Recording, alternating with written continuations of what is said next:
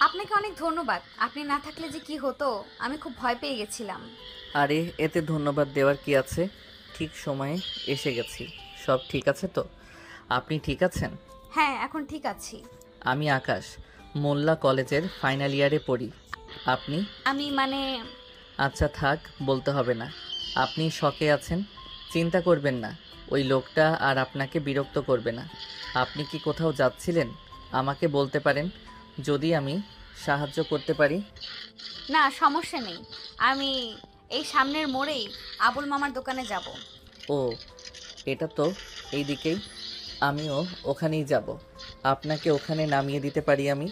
বাইকে যাবেন? বাইকে? আসলে আমি আরে বাবা, একদম নিরাপদ। চলুন আপনাকে নামিয়ে দিই। একা একা এই রাস্তা দিয়ে গেলে আবার কোনো ঝামেলায় পড়তে পারেন। চারু প্রথমে একটু দ্বিধা করে, কিন্তু পরিস্থিতি এবং আকাশের আন্তরিকতা দেখে সে আর না করে না। সে আকাশের দিকে তাকিয়ে হাসে, তার ভয় কেটে গেছে। ঠিক আছে। আসলে একটু আগে চারুর সাথে একটা ছেলে ঝামেলার হয়। চারু একটা শপিং ব্যাগ হাতে নিয়ে ফুটপাত ধরে হাঁটছিল। ঠিক এই সময় আকাশ তার বাইক নিয়ে ট্রাফিক সিগন্যালে দাঁড়িয়েছিল। হঠাৎই তার পাশ দিয়ে দ্রুত গতিতে হেঁটে যাচ্ছিল একটা ছেলে। তার হাতে একটা কফির কাপ ছিল। চারু একটু নড়েচড়ে দাঁড়াতেই অসাবধানে তার হাত লেগে তার কাপটা হাত থেকে পড়ে যায় এবং কফি রাস্তায় ছড়িয়ে পড়ে। আর ছেলেটাও চারুকে মেয়ে মানুষ ভেবে তার সাথে লেগে পড়ে। চারু কিছু বলতে যাবে, তার আগেই সেখানে আকাশ এসে পড়ে আর তাকে একদম নাস্তানাবুদ করে ফেলে ধমকে। ছেলেটা আকাশের দিকে রাগে ফুঁসছে, কিন্তু আকাশের চোখে চোখ রেখে সে বুঝতে পারে যে আকাশ সহজে ছাড়ার পাত্র নয়। সে দাঁতে দাঁত কিরমির করে একবার চারদিকে তাকিয়ে রাগে গজরাতে গজরাতে সেখান থেকে চলে যায়। ছেলেটা চলে গেলে চারু হাঁপ ছেড়ে বাঁচে। সে ভয়ে কাঁপছিল, তার চোখ ছলছল করছে। আকাশ বাইকের হেলমেট চারুর দিকে বাড়িয়ে দেয়। চারু হেলমেট পরে বাইকের পিছনে বসে। আকাশ বাইক স্টার্ট করে চারু পিছন থেকে আকাশের দিকে তাকায়। কিছুক্ষণ পর আকাশ চারুকে আবুল মামার দোকানের সামনে নামিয়ে চলে যায় কলেজের দিকে। চারু সেখানে এক দৃষ্টিতে তাকিয়ে থাকে। আকাশ কলেজে পৌঁছে যায়। ক্যান্টিন তখন মোটামুটি ভিড়। দুপুরে খাওয়ার বিরতি চলছে। এক কোণে একটা টেবিলে নদী আর রিমি খাচ্ছে। তারা নিজেদের পড়াশোনা আর ভবিষ্যৎ প্ল্যান নিয়ে কথা বলছে। হঠাৎই আকাশ তার বন্ধু রায়ানকে নিয়ে সরাসরি নদীর টেবিলের সামনে এসে দাঁড়ায়। নদী কলেজে নতুন। আকাশ এর আগে তাকে দেখেনি। আকাশ ছেলে ভালো হলো কলেজের সিনিয়র হওয়াতে র্যাক দেওয়ার অভ্যাসটা তার বরাবরই ছিল। আর এই একটা দিকই আকাশে খারাপ ছিল। তার এই রূপ দেখে কেউ বলবেই না একটু আগে রাস্তায় একটা মেয়েকে সাহায্য করা আকাশ আর এই আকাশ একই মানুষ। হ্যালো, আমি আকাশ। তোমার নামটা যেন কি? তোমাকে আগে দেখিনি, কলেজে নতুন ভর্তি হয়েছো? হ্যাঁ, আমি নদী। আর আপনি কে? কে চান? আমি আকাশ, এই কলেজেরই ফাইনাল ইয়ারের ছাত্র। আসলে তোমাকে প্রথম দিন দেখেই আমি তোমার সাথে একটু কথা বলতে চাইছিলাম। আমি আপনার সাথে কথা বলতে আগ্রহী নই, প্লিজ ডিস্টার্ব করবেন না। আকাশ কিছুটা অবাক হয়ে নদীর সরাসরি প্রত্যাখ্যান শুনে। এমনটা সে আশা করেনি। আরে বাবা, এত মেজাজ কেন? আমি তো কেবল বন্ধুত্ব করতে চাইছি। ভাইয়া, ও এখন ব্যস্ত আছে, আপনারা যান প্লিজ। ব্যস্ত? কিসের ব্যস্ততা? ক্লাস তো শেষ। জানো তো, তোমাকে প্রথম যেদিন দেখলাম সেদিন থেকে আমি তোমার ফ্যান হয়ে গেছি। তোমার চোখ, তোমার হাসি। আমার চোখ বা হাসি নিয়ে আপনার চিন্তা করতে হবে না। আর আপনার মতো ছেলেকে আমি একদম পছন্দ করি না। আপনার ব্যবহার খুবই খারাপ। আকাশের হাসি মিলিয়ে যায়, তার মুখে রাগের চিহ্ন ফুটে ওঠে। এর আগে তাকে কখনো এভাবে বলার সাহস পায়নি।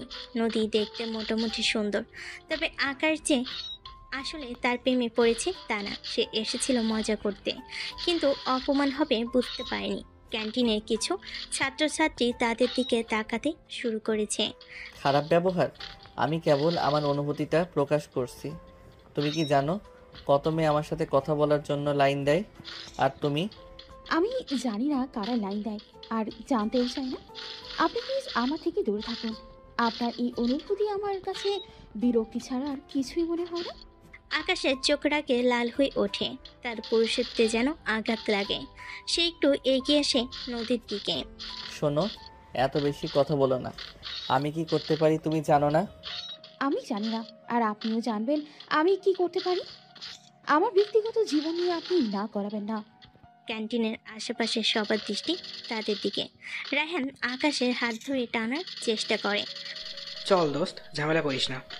তোমাকে আমি দেখে নেব। এত বড় স্পর্ধা। আকাশ তার বাক্য শেষ করার আগেই নদী আর নিজেকে সামলাতে পারে না।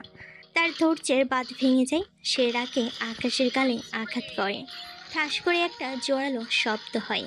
ক্যান্টিনে মুহূর্তে যেন পিনপতন নীরবতা নেমে আসে। সবাই হতবাক হয়ে তাদের দিকে তাকিয়ে থাকে।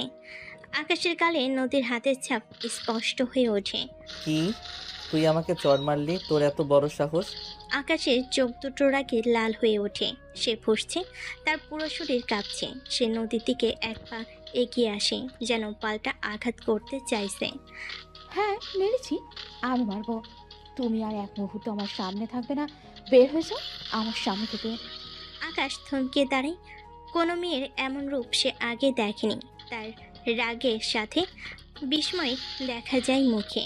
সে নদীর দিকে হিংস্র দৃষ্টিতে তাকিয়ে থাকে। ক্যান্টিনের উত্তেজনা চরমে পৌঁছায়। রিমি ভয় পেয়ে নদীর হাত চেপে ধরে। চল আকাশ, চল বলছি।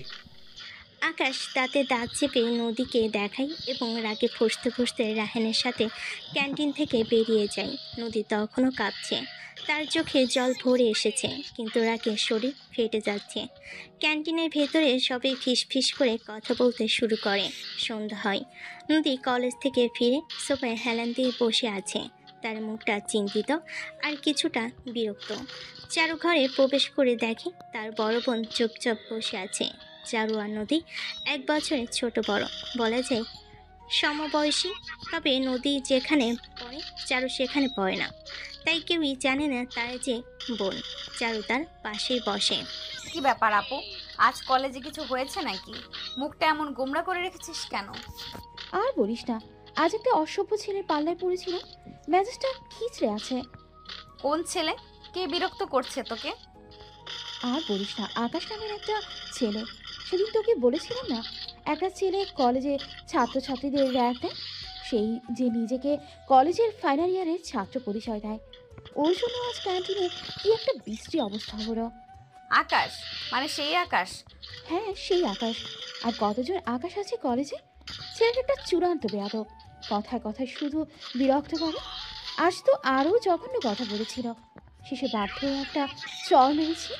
নদী যখন উত্তেজিত হয়ে কথাগুলো বলছিল, চারুর মুখটা তখন ধীরে ধীরে ফ্যাকাশে হয়ে যাচ্ছিল।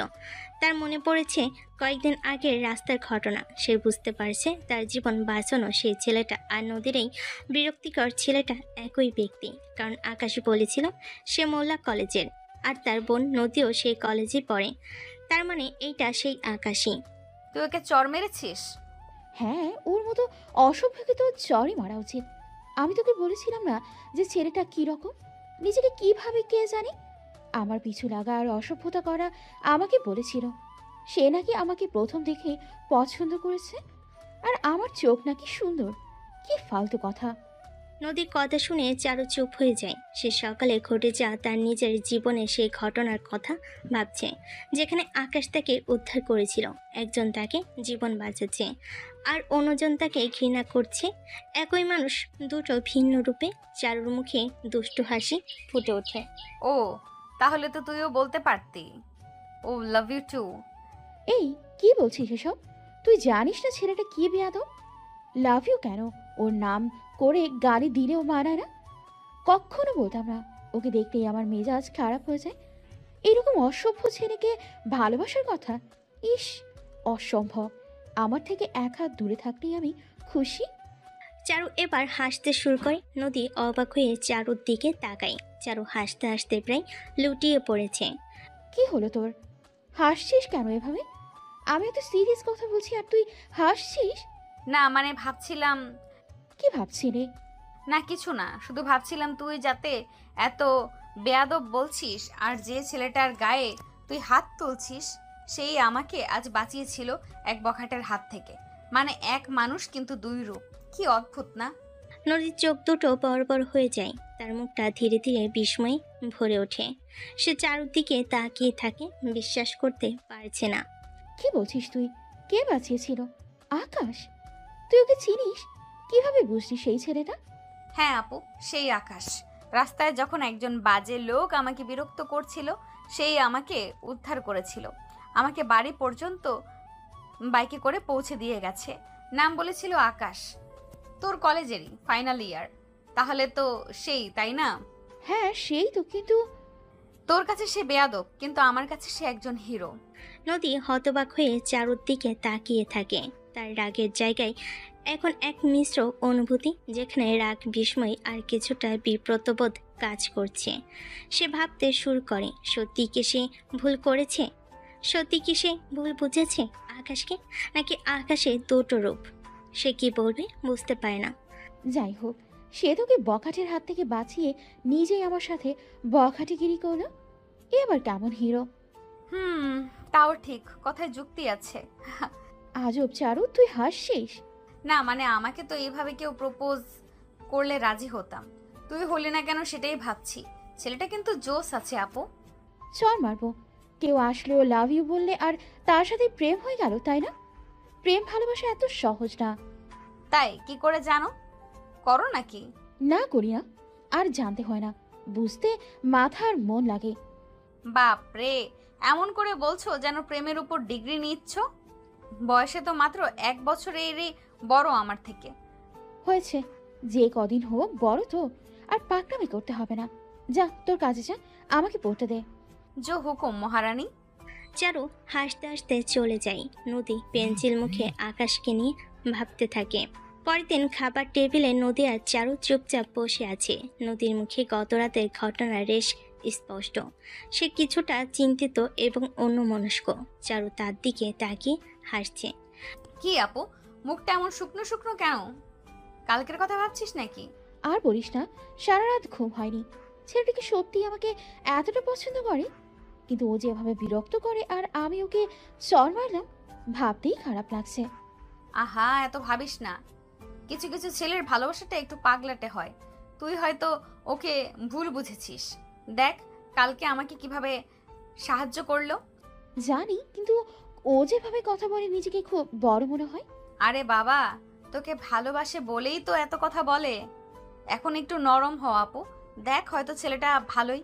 নদী চারুদিকে তাকিয়ে দীর্ঘশ্বাস ফেলে। তার মনে দ্বিধা কাজ করছে, কি করবে বুঝে ওঠে না। কিছুক্ষণ পর তৈরি হয়ে কলেজে যায়। ঠিক তখনই ক্যান্টিনের গেটের সামনে আকাশকে দেখা যায়। তার হাতে একটা বড় ফুলের তোড়া। সারা ক্যান্টিনের লোক তাদের দিকে তাকিয়ে আছে। আকাশ সরাসরি নদীর টেবিলের দিকে এগিয়ে আসে। তার মুখটা ফ্যাকাশে, চোখে স্পষ্ট অনিদ্রার ছাপ। নদী, আমি জানি কালকে আমি ভুল করেছি।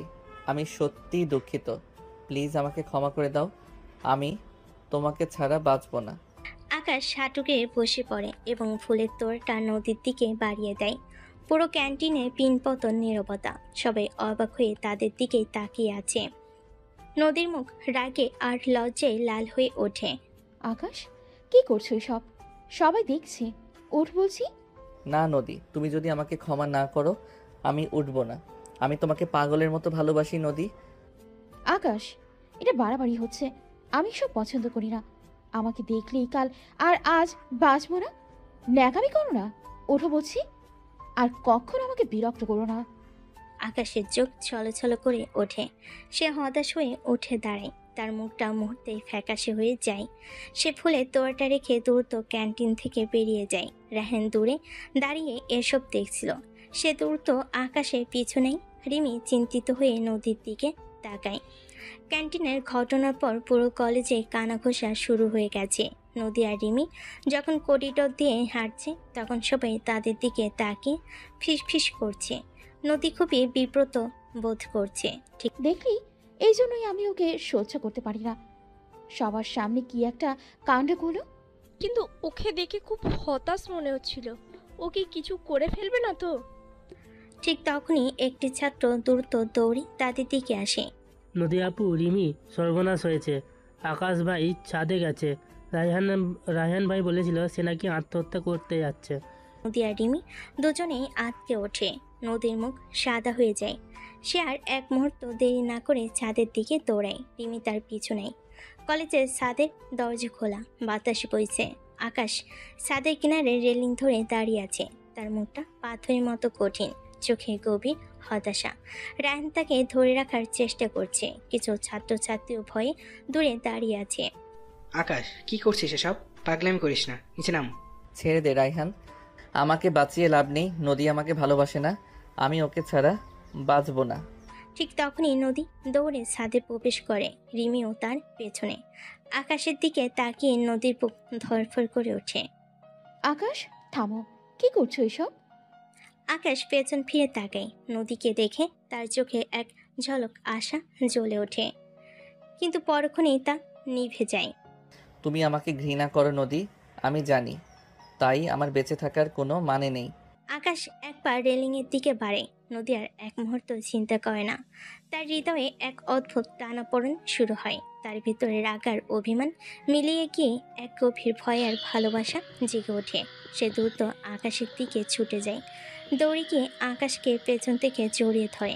তার গলা কাঁপছে, কান্না চলে আসে। না আকাশ, না, আমি তোমাকে ঘৃণা করি না। আমি আমি তোমাকে ভালোবাসি আকাশ, প্লিজ এমন কিছু করো না। নদীর কথা শুনে আকাশ থমকে যায়। তার শরীর শক্ত হয়ে আসে। সে ধীরে ধীরে নদীর দিকে ঘোরে। তার চোখে অবিশ্বাস। রায়হান আর অন্যরা হতবাক। কি বললে তুমি? তুমি তুমি আমাকে ভালোবাসো? হ্যাঁ আকাশ, ভালোবাসি। আমি জানি তুমি একটু অদ্ভুত, কিন্তু তুমি আজকে ভালোবাসো, সেটা আমি বুঝতে পারছি। আমি তোমার পাগলামিতে রাখলেও তোমাকে হারানোর ভয়টা তার চেয়ে বেশি। প্লিজ নিচে নামো। আকাশে চোখ দিয়ে জল গড়িয়ে পড়ে। সে ধীরে ধীরে রেলিং থেকে সরে আসে এবং নদীর দিকে পুরোপুরি ঘোরে। তার চোখে এখন আশার আনন্দ। রিমি আর রায়হান স্বস্তির নিঃশ্বাস ফেলে। চারপাশে দাঁড়িয়ে থাকা ছাত্রছাত্রীরাও যেন হাঁপ ছেড়ে বাঁচছে। নদী, আমি আমি বিশ্বাস করতে পারছি না। বিশ্বাস করো, এবার সব ঠিক হয়ে যাবে। সবাই স্বস্তিতে নিঃশ্বাস ফেলে। রায়হান এগিয়ে এসে আকাশের কাঁধে হাত রাখে। রিমিও হাসি মুখে তাদের দিকে তাকিয়ে থাকে। ছাদের উপর থেকে যেন এক ভারী মেঘ সরে যায়। সূর্যের আলো যেন আরও উজ্জ্বল হয়ে ওঠে। সেদিন সন্ধ্যাবেলায় চারু সোফায় বসে বই পড়ছিল। নদী করে প্রবেশ করে। তার মুখে অনাবিল হাসি। সে যেন মেঘমুক্ত আকাশ। তার চোখে মুখে আনন্দের ঝলক। কি ব্যাপার আপু, আজ এত খুশি কেন? কি হয়েছে? উফ, কিছু না।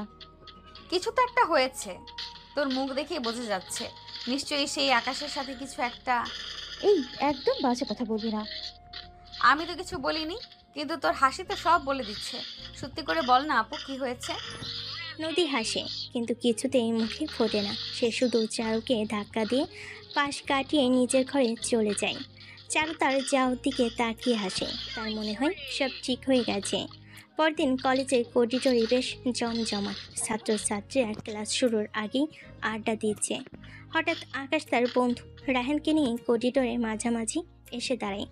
আকাশকে দেখে সবাই অবাক হয়। তার চোখে মুখে দৃঢ়তা।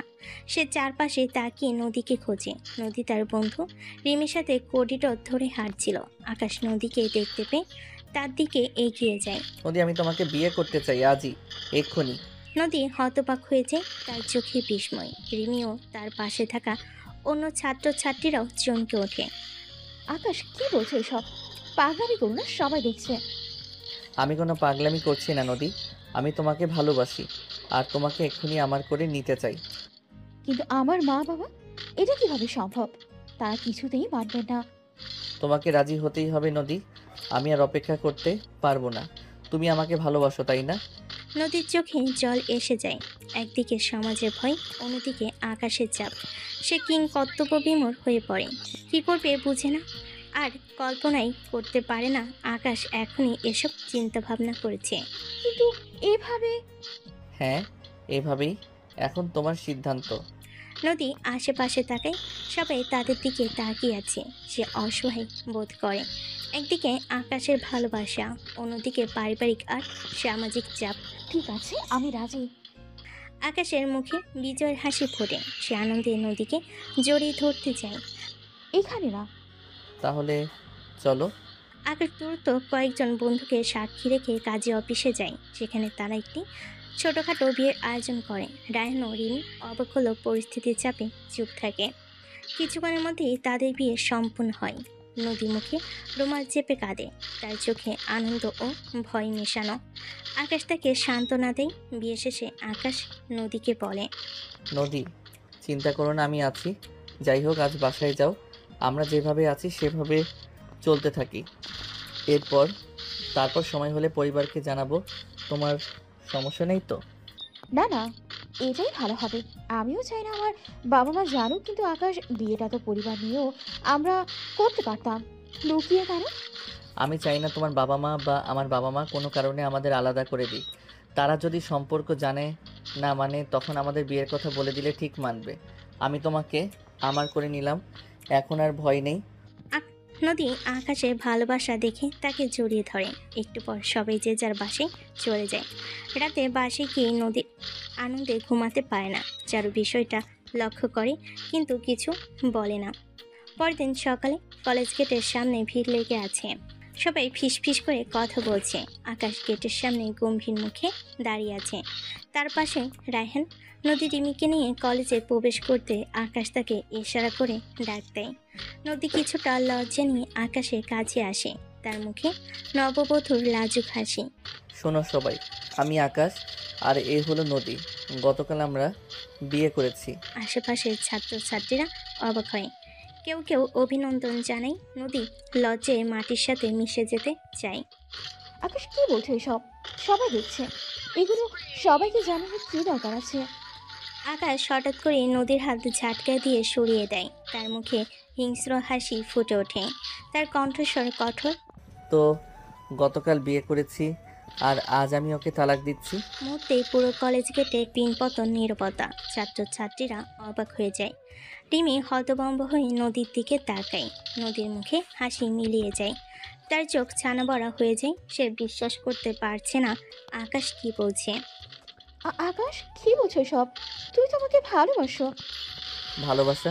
হাহা, মনে আছে প্রথম দিন তুই আমাকে ক্যান্টিনে চড় মেরেছিলি, আমার সে অপমানের প্রতিশোধ নিলাম। আকাশের এই কথাই নদীর মাথা ঘুরে যায়। তার পৃথিবী যেন এক মুহূর্তে ভেঙে পড়ে। নদী আকাশের দিকে এগিয়ে গিয়ে কান্না জড়িত কণ্ঠে বলে ওঠে, আকাশ, তুমি তুমি আমার সাথে এমন করবে? আমার বিশ্বাস হচ্ছে না। তুমি মজা করছো, তাই না? আমাকে ধোকা দিতে পারো না, এটা তুমি করতে পারো না। হ্যাঁ, করেছি। আর এখন থেকে তুই আমার স্ত্রীও নস। আমি সম্পূর্ণ হুঁশ অবস্থায় কলেজের সকলের সামনে তোকে তালাক দিচ্ছি। তালাক, তালাক, তালাক।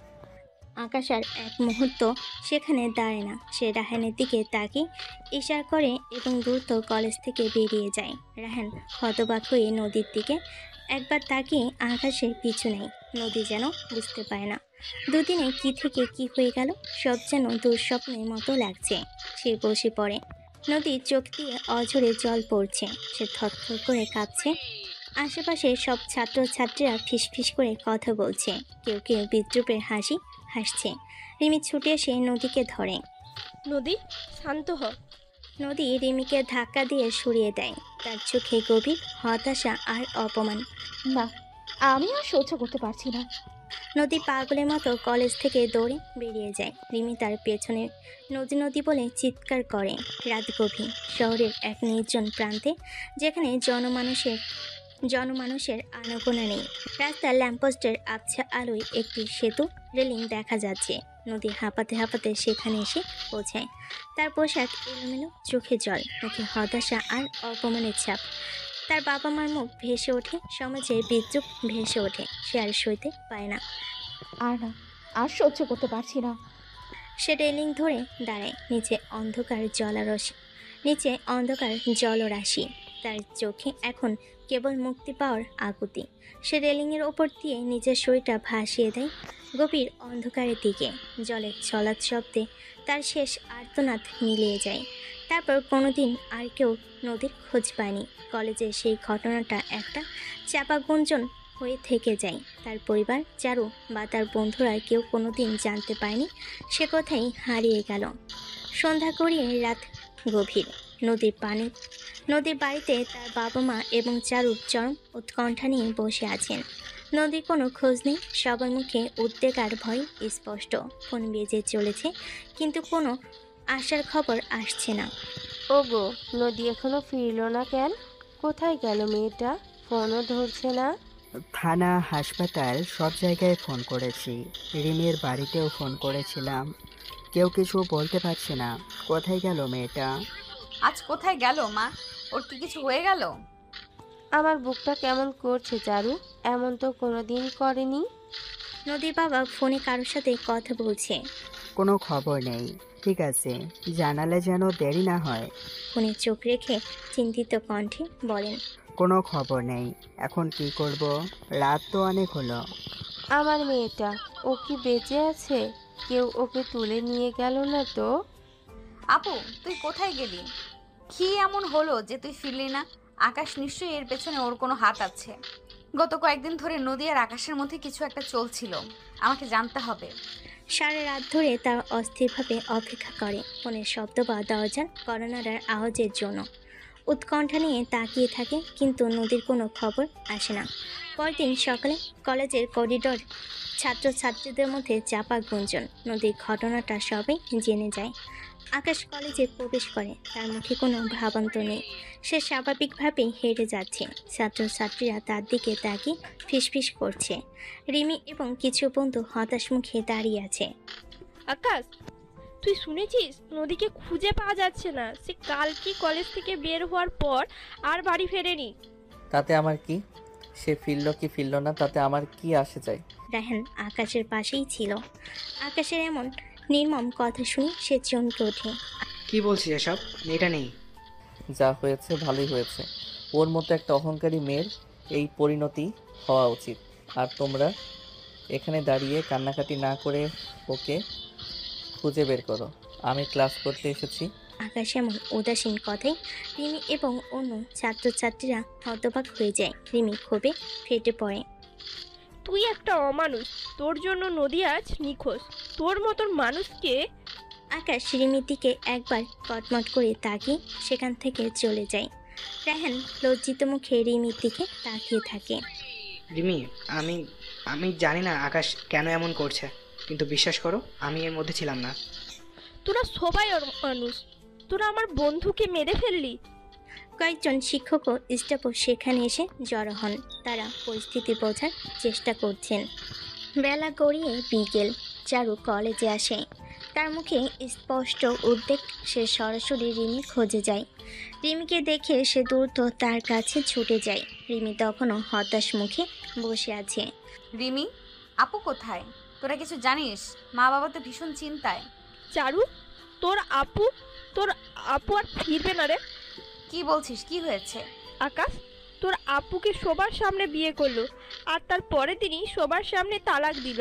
বললো এটা নাকি প্রতিশোধ। তোর আপু অপমান সইতে না পেরে কলেজ থেকে দৌড়ে পালালো। তারপর থেকে ওর কোনো খোঁজ নেই। চারু স্তব্ধ হয়ে যায়। তার মাথায় আকাশ ভেঙে পড়ে। আকাশ এমন একটা কাজ করতে পারে তা সে কল্পনাও করতে পারেনি। তার মনে পড়ে তার আপু সেই হাসি মুখ যখন সে বলেছিল আকাশকে সে ভালোবাসে। সে ঠিকই আন্দাজ করেছিল আকাশই এসবের জন্য দায়ী। আকাশ সে এমন করেছে? হ্যাঁ, সেই অমানুষের জন্যই আজ তোর আপু নেই। চারুর চোখে প্রতিশোধের আগুন জ্বলে ওঠে। সে রিমিকে ছেড়ে দ্রুত কলেজ থেকে বেরিয়ে যায়। তার মনে তখন কেবল একটাই চিন্তা, নদীকে খুঁজে বের করা। সে সোজা থানায় যায়। চারু হতাশ মুখে একটি চেয়ারে বসে আছে। একজন পুলিশ অফিসার তার সামনে এসে বসেন। চারুর ফোনটা তার হাতে। আপনার নাম চারু, নদীর ছোট বোন? জি স্যার। আমার আপু কোনো খবর পেলেন? পুলিশ অফিসার চারদিকে একটা ফোন এগিয়ে দিয়ে বলে, দেখুন, আমরা দুঃখিত। আজকে সকালে শহরের এক নির্জন সেতু থেকে একজন তরুণের মৃতদেহ উদ্ধার করা হয়েছে। তার কাছে আপনার ফোন নাম্বার পাওয়া গেছে। চারু ফোনটা হাতে নেয়। তার হাত কাঁপছে। তার চোখে জল ভরে আসে। তার মনে কোনো সন্দেহ থাকে না যে এটা তার নদী আপুই। তার জগৎ যেন এক মুহূর্তেই অন্ধকার হয়ে যায়। তার বুক ফেটে কান্না আসে, কিন্তু সে নিজেকে শক্ত রাখে। নদী, আমার আপু। হ্যাঁ, আইডেন্টিফাই করার জন্য আপনাকে একবার যেতে হবে। চারু মাথা নাড়ে, তার সারা শরীর কাঁপছে, সে আর কিছু বলতে পারে না। তার মনে তখন শুধু আকাশের মুখটা ভেসে ওঠে। চারুর বাড়ির ঘর, রাত নেমে এসেছে। চারু বিছানায় নিশ্চুপ বসে আছে, তার চোখ ফোলা, কিন্তু মুখে কোনো কান্না নেই। তার হৃদয়ে শোকের পাশাপাশি প্রতিশোধের এক শীতল আগুন জ্বলছে। এই ভয়ানক সত্যটা সে কাউকে জানেনি। সে জানে এই খবর তার বাবা মাকে ভেতর থেকে শেষ করে দেবে, তারা জানলেই মরে যাবে। নিখোঁজ জেনে আশায় বুক বেঁধে থাকুক, তাও মৃত না জানুক। সে নিজের মনে মনে প্রতিজ্ঞা করে। আপু, তোকে আমি এভাবে যেতে দেব না। তোকে যারা কষ্ট দিয়েছে তাদের আমি ছাড়বো না। আকাশ, তুই আমার আপুর জীবন কেড়ে নিয়েছিস। তোর জীবন আমি জাহান্নাম বানিয়ে দিব। আমার কাছে কোনো প্রমাণ না থাকলেও আমি জানি এটা তোর কাজ। চারুর চোখে প্রতিশোধের ঝলক দেখা যায়। সে জানে এই পথ সহজ নয়, কিন্তু সে নদীর জন্য যে কোনো কিছু করতে প্রস্তুত। সে মনে মনে শপথ নেয় যে সে এই অপমানের প্রতিশোধ আকাশের কাছ থেকে নেবে। এই ভয়ঙ্কর সত্যটা সে নিজের মধ্যেই লুকিয়ে রাখে। কলেজের করিডোরে ছাত্র ছাত্রীদের স্বাভাবিক আনাগোনা, গতদিনের দুর্ঘটনার রেশ এখনও কাটেনি। কিছুটা খিসফিসানি শোনা যাচ্ছে। হঠাৎই করিডোরের এক প্রান্ত থেকে চারু প্রবেশ করে। তাকে দেখে মুহূর্তের জন্য সবার দৃষ্টি তার দিকে স্থির হয়ে যায়। তার পরনে স্মার্ট, আধুনিক এবং কিছুটা শর্ট পোশাক, চুলগুলো খোলা, চোখে কালো সানগ্লাস। তার হাঁটার ভঙ্গিতে আত্মবিশ্বাস এবং আকর্ষণীয় একটা ভাব, যে কেউ দেখলে ফিদা হয়ে যাবে। নদীর কলেজ হলেও চারু এখানে একবার বা দুবার এসেছে, তখন স্বাভাবিকভাবে আশায় তেমন কেউ খেয়াল করেনি। আরে এই মেয়েটা কে রে, নতুন নাকি? বাব্বা কি স্টাইলিশ, কলেজের সবচেয়ে সুন্দরী। চারু নির্লিপ্ত ভঙ্গিতে হেঁটে যাচ্ছে, তার চোখে মুখে কোনো ভাবান্তর নেই, যেন সে এসব প্রশংসায় অভ্যস্ত। তার লক্ষ্য শুধু আকাশ। সে চারিদিকে তাকিয়ে আকাশকে খোঁজে। ঠিক তখনই আকাশ রায়হানকে নিয়ে করিডোর দিয়ে হাঁটছিল। আকাশের চোখ যখন চারুদিকে পড়ে, সে থমকে যায়, তার চোখগুলো বড় বড় হয়ে যায়। সে চারুকে রাস্তায় দেখেছিল, কিন্তু এতদিন পর চারুকে তার মনে নেই। আর চারুর বর্তমান সাজসজ্জা দেখে তো আরও আগে মনে থাকার কথা না। তবে চারুকে দেখার পর সাথে সাথে তার মনে ঝড় উঠে যায়। কেমন অদ্ভুত লাগে নিজের ভেতর। এই অনুভূতি এর আগে কখনো কোনো মেয়েকে দেখে হয়নি ওর। আকাশ রায়হানের কনুই ধরে উত্তেজিত কণ্ঠে বলে, কে রে এই মেয়ে? আগে তো দেখিনি। উফ, কি দারুণ। আমিও চিনি না, নতুন কেউ হবে হয়তো, কিন্তু দেখতে তো সত্যি অসাধারণ। অসাধারণ মেয়ে? অসাধারণ মানে? চোখ ফেরাতে পারছি না। একে আমার চাই, দেখবি একে আমি পটাতেই পারবো। চারু তাদের পাশ দিয়ে চলে যায়। সে আকাশের দিকে একবারও তাকায় না। চারুর এমন আচরণে আকাশের মনে ধাক্কা লাগে, সে যেন আরও ফিদা হয়ে যায়। সে চারুর চলে যাওয়ার পথের দিকে তাকিয়ে থাকে, তার চোখে মুগ্ধতা। ক্যান্টিন তখন বেশ সরগরম। চারু একা কোণে একটি টেবিলে বসে আছে, তার পাশে রাখা নতুন বই খাতা, তার ফোনটা হাতে, যেন কারোর অপেক্ষায় আছে। তার চারপাশে অনেক ছেলে ভিড় জমিয়েছে, সবাই তার সাথে কথা বলার চেষ্টা করছে। চারু সবাইকে উপেক্ষা করছে। হ্যালো, আমি রাতুল। আপনার নামটা যদি বলতেন। নতুন ভর্তি হয়েছেন? চারু। কি মিষ্টি নাম। আমি আপনার সাথে একটু বসতে পারি? না। চারুর এমন প্রত্যাখ্যান সত্ত্বেও ছেলেরা সহজে সরে যেতে চায় না, তারা আরও কাছাকাছি আসার চেষ্টা করে। ঠিক এ সময় আকাশ রায়হানকে নিয়ে ক্যান্টিনে প্রবেশ করে। চারুর চারপাশে ছেলেদের ভিড় দেখে তার মেজাজ বিগড়ে যায়। কি হচ্ছে এখানে? সব সরে যা। আকাশের কণ্ঠস্বর শুনে ছেলেরা কিছুটা ইতস্তত করে। আকাশের প্রভাব কলেজে কম নাই, তাই তারা ধীরে ধীরে সরে যায়। আকাশ চারু টেবিলের সামনে এসে দাঁড়ায়। হ্যালো, আমি আকাশ, ফাইনাল ইয়ারের ছাত্র। তোমাকে প্রথম দেখছি কলেজে। চারু আকাশের দিকে শান্ত চোখে তাকিয়ে, মুখে কোনো হাসি নেই, কঠিন স্বরে বলে, জানি। আকাশ কিছুটা অপ্রস্তুত হয় চারুর এমন অদ্ভুত আচরণে আর কঠিন জবাবে। নিজেকে সামলে নিয়ে বলে, আমি তোমাকে প্রথম দেখেছি করিডোরে। তোমার স্টাইল, তোমার লুক অসাধারণ। তোমার সাথে একটু কথা বলতে চাইছিলাম। কেন?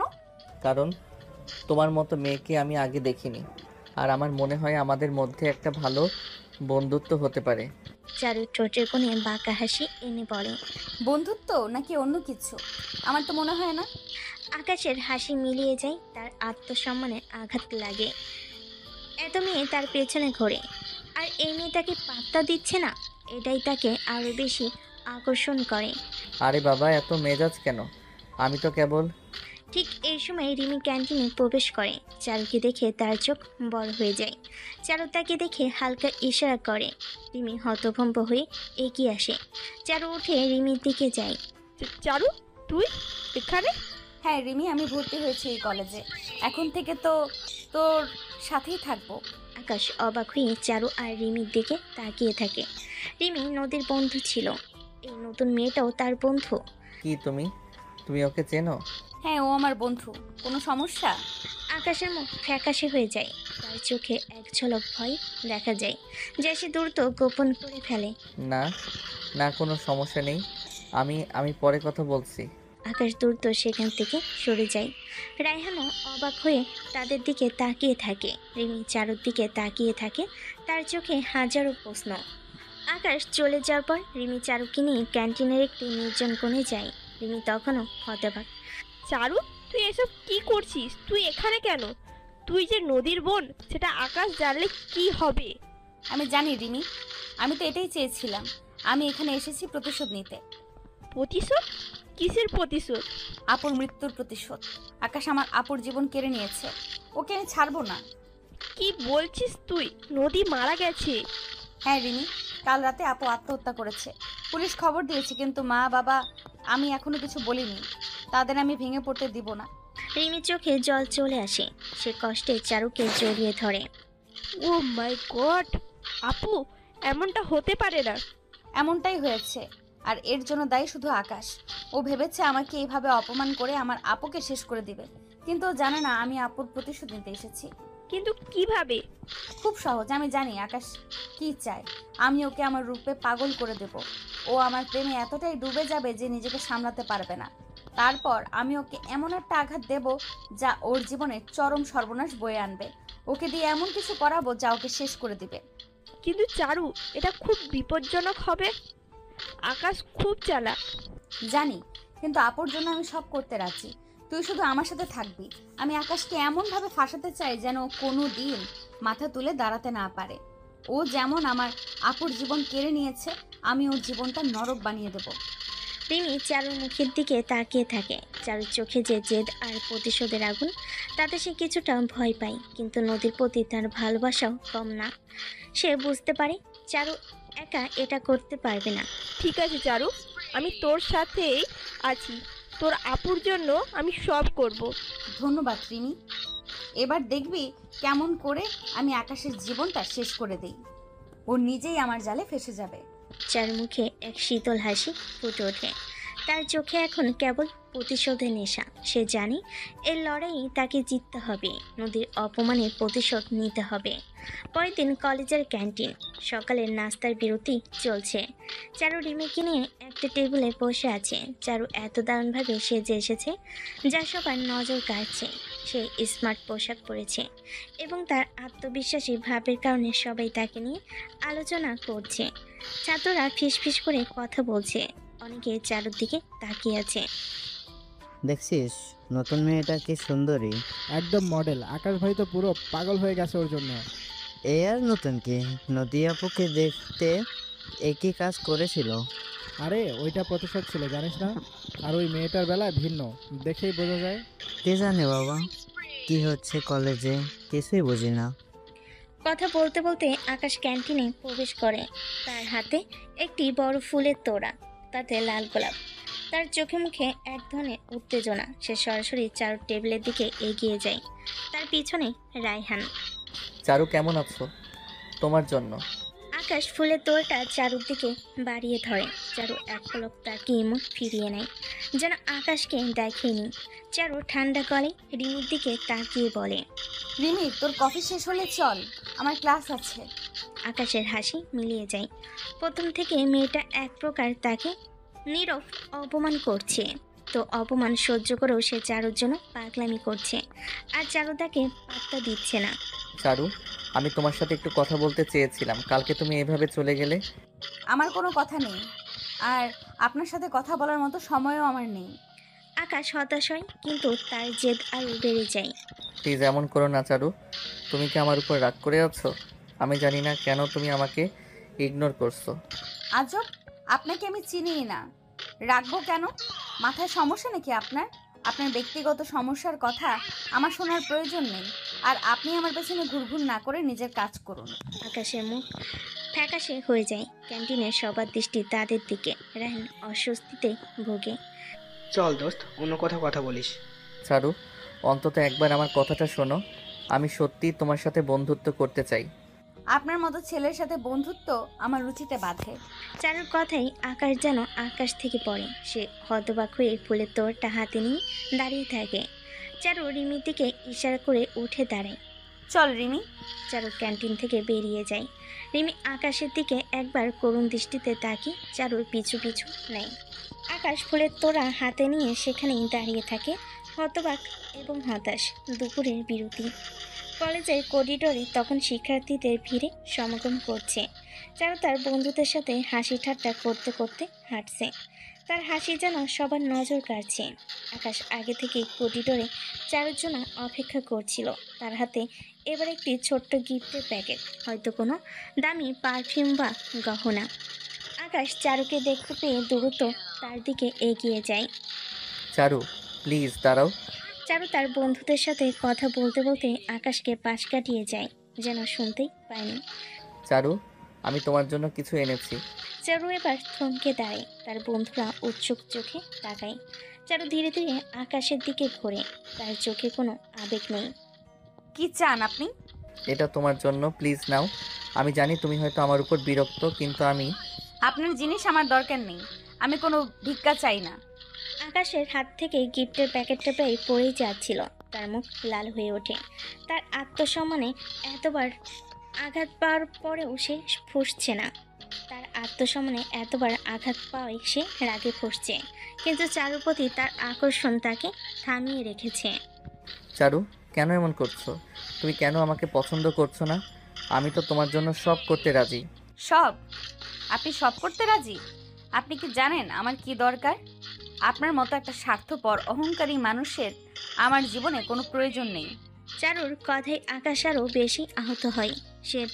তার চোখে জল এসে যায়, কিন্তু সে নিজেকে সামলে নেয়। আমি স্বার্থপর নই চারু, আমি তোমাকে ভালোবাসি। ভালোবাসা? আপনার মতো মানুষের ভালোবাসা? আমার হাসি পায়। আপনি এখন যান, আমার আর কোনো কথা নেই। বুঝি না তুমি এসব কেন বলো, কি সমস্যা চারু? চারু ঘুরে দাঁড়ায় এবং বন্ধুদের সাথে হেঁটে চলে যায়। আকাশ হতভম্ব হয়ে সেখানেই দাঁড়িয়ে থাকে। তার হাতে গিফটের প্যাকেটটা, যা এখন তার কাছে বোঝা মনে হচ্ছে। রায়হান দূর থেকে সব কিছু দেখছিল। সে এগিয়ে আসে। দোস্ত বাদ দে, মেয়েটা কঠিন। কঠিন? ওর রাগ আমি ভাঙাবই। ও জানে না আমি কি করতে পারি, ওকে আমার কাছে আনতেই হবে। ক্লাস শেষ হয়েছে। চারু তার বইপত্র গুছিয়ে ব্যাগে নিচ্ছে। রিমি তার পাশে দাঁড়িয়ে আছে। অন্য ছাত্রছাত্রীরা ক্লাসরুম থেকে বেরিয়ে যাচ্ছে। হঠাৎ আকাশ ক্লাসরুমে দরজার সামনে এসে দাঁড়ায়। তার হাতে একটি গিটার। সে খুব আবেগপ্রবণ সুরে একটি রোমান্টিক গান গাইতে শুরু করে। তার কণ্ঠস্বর সারা ক্লাসরুমে ছড়িয়ে পড়ে। ছাত্রছাত্রীরা অবাক হয়ে তাদের দিকে তাকায়। আকাশ গান গাইতে গাইতে চারুর দিকে এগিয়ে আসে। তার চোখে গভীর আবেগ। আধারে তুমি আলো হয়ে এলে, আমার জীবন রাঙিয়ে দিলে। ভালোবাসি শুধু তোমাকে, তুমি ছাড়া আর কিছু চাই না যে। চারু আকাশের দিকে তাকায়। তার মুখে কোনো পরিবর্তন নেই। গান শেষ হলে আকাশ চারুর দিকে গিটারটা নিয়ে এগিয়ে আসে। চারু, এই গানটা তোমার জন্য। আমি জানি তুমি কতটা অভিমানী, কিন্তু বিশ্বাস করো, আমি তোমাকে ছাড়া থাকতে পারবো না। প্লিজ একটা সুযোগ দাও। চারুর চোখে মুখে একরাশ বিরক্তি ফুটে ওঠে। রিমি তার দিকে তাকিয়ে থাকে। আপনি কি আমার ক্লাসমেটদের বিরক্ত করতে এসেছেন? আপনার এই পাগলামি বন্ধ করুন। আমি আপনাকে বারবার বলেছি, আপনার প্রতি আমার কোনো অনুভূতি নেই। আপনার এই আদিক্ষেতা আমার ভালো লাগছে না।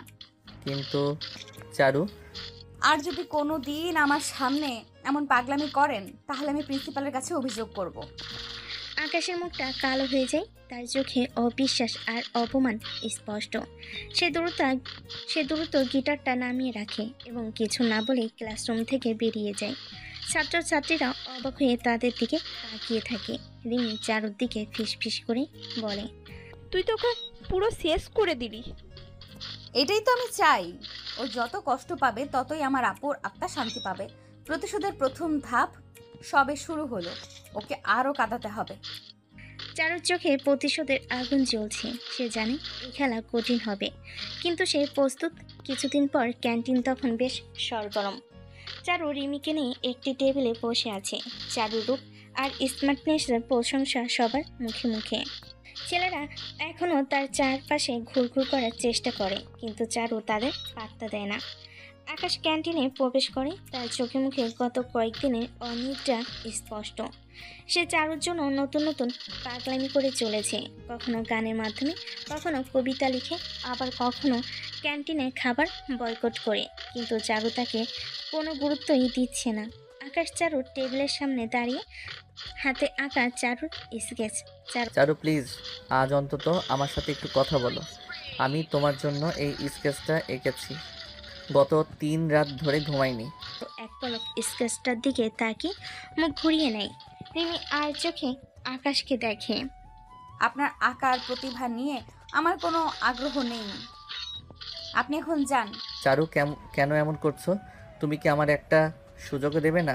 আমি তোমার জন্য সব ছেড়ে দিতে পারি। সব?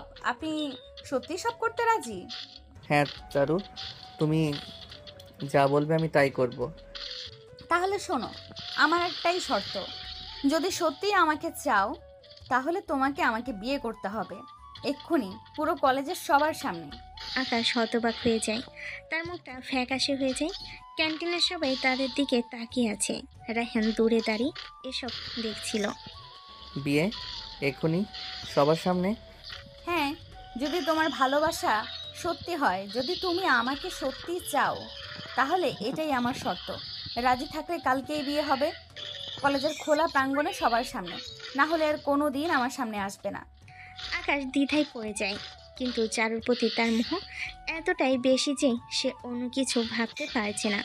তার চোখে চারুকে পাওয়ার উন্মোদনা স্পষ্ট। সে চারুর জন্য সব করতে পারে। তার পাগলামির কারণে সে ভুলে যায় এই কলেজে এই একই শর্তে সে আরেকদিন অন্য একটা মেয়েকে দিয়েছিল।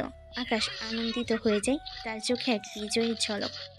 আমি রাজি চারু, আমি তোমার জন্য সব কিছু করতে রাজি। কালকেই হবে। চারুর ঠোঁটে এক শীতল হাসি ফুটে ওঠে। এই হাসি আকাশের চোখে ধরা পড়ে না। সে কেবল চারুকে পাওয়ার আনন্দেই বিভোর। সে দ্রুত চারুর হাত ধরে। তাহলে কাল দেখা হবে। চারু উঠে দাঁড়ায় এবং রিমিকে নিয়ে ক্যান্টিন থেকে বেরিয়ে যায়। আকাশ সেখানেই দাঁড়িয়ে থাকে, তার চোখে এক নতুন স্বপ্ন।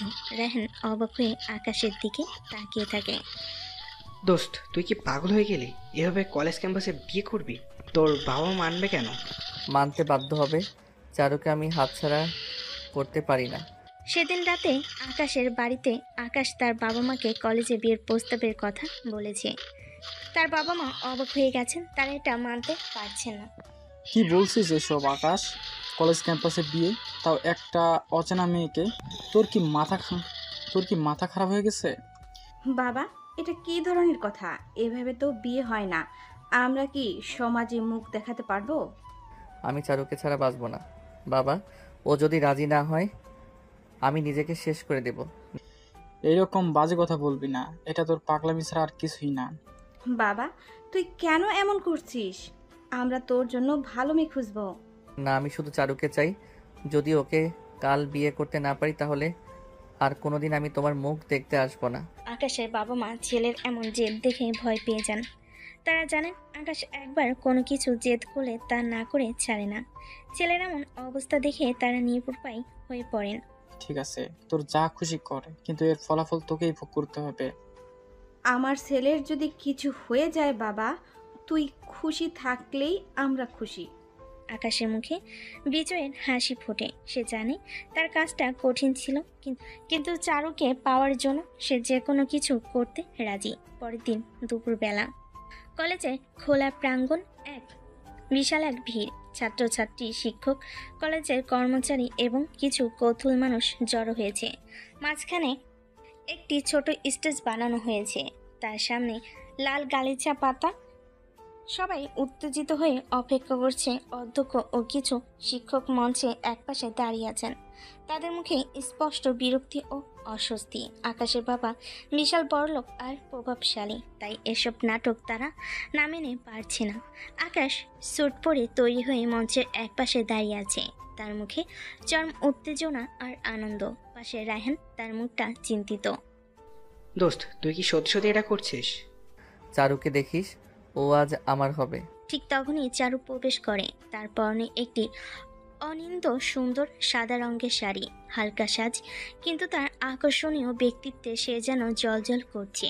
তার পাশে রিমি। চারুকে দেখে সবার চোখ ঝলসে যায়। তার আগমন যেন পুরো প্রাঙ্গণকে আলোকিত করে তোলে। চারুর মুখে এক অদ্ভুত হাসি, যা গভীর রহস্যে মরা। চারু ধীরে ধীরে মঞ্চের দিকে হেঁটে আসে। আকাশ তাকে দেখতে পেয়ে মুগ্ধ হয়ে যায়। তার চোখে আর কোনো দিকে তাকানোর ক্ষমতা নেই যেন। চারু, তোমাকে কি সুন্দর লাগছে। চারু মঞ্চে ওঠে, আকাশের মুখোমুখি দাঁড়ায়। তাদের মাঝখানে কলেজের অধ্যক্ষ।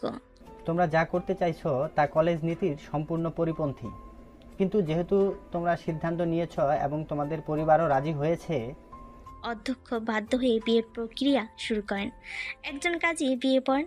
আকাশ আর চারু মালাবদল করে। চারুর চোখে মুখে কোনো আবেগ নেই, কেবল এক ঠান্ডা প্রতিজ্ঞা প্রতিশোধের। আকাশ তার দিকে তাকিয়ে হাসে।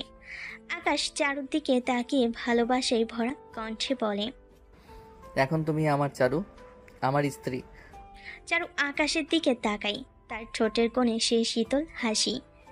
মঞ্চে তখন সবাই হাততালি দিচ্ছে। চারু সবার দিকে তাকিয়ে হাসে, যেন এক গভীর চক্রান্ত সফল হয়েছে। রিমি দূরে দাঁড়িয়ে চারুর দিকে তাকিয়ে থাকে, তার চোখে জল আর তার চোখে ভয় আর বিস্ময়। আকাশ তখনও চারুকে পার আনন্দে আত্মহারা। বাসার ঘরটা ফুলে ফুলে সেজে আছে, মিষ্টি গন্ধে মম করছে চারপাশ। নরম আলোয় আকাশ আর চারু মুখোমুখি বসে আছে। চারু লাজুক চোখে আকাশের দিকে তাকাচ্ছে। নতুন বইয়ের লাবণ্য আর স্নিগ্ধতা তার সারা মুখে। তাদের চোখে নতুন জীবনের স্বপ্ন, বুক ভরা ভালোবাসা। চারু, বিশ্বাস করতে পারছি না তুমি আজ আমার। মনে হচ্ছে কোনো স্বপ্নের মধ্যে আছি। আমিও আকাশ, খুব ভয় পাচ্ছিলাম যদি কিছু ভুল হয়ে যায়। ভুল? তোমার মতো সুন্দর একটা মেয়ে আমার জীবনে এসেছে, এর চেয়ে বড় সত্যি আর কি হতে পারে। তুমি যেন চাঁদ হয়ে এসেছো আমার আধার ঘরে, আলো করে দিয়েছো আমার জীবন। আকাশ ধীরে ধীরে চারুর কাছে আসে। চারুর হাত নিজের হাতের মুঠোয় নিয়ে তার কপালে আলতো করে চুমু খায়। বাদ্যের মৃদু শব্দ তখনও বাইরে থেকে ভেসে আসছে। ধীরে ধীরে আকাশ চারুর চুলে হাত বোলায়। চারু চোখ বন্ধ করে আকাশের স্পর্শ অনুভব করে। দুজনের চোখে তখন শুধু একে অপরের জন্য ভালোবাসা আর নির্ভরতা। তারা একে অপরের বাহুতে আশ্রয় নেয়, যেন এই মুহূর্তটা কখনো শেষ না হয়।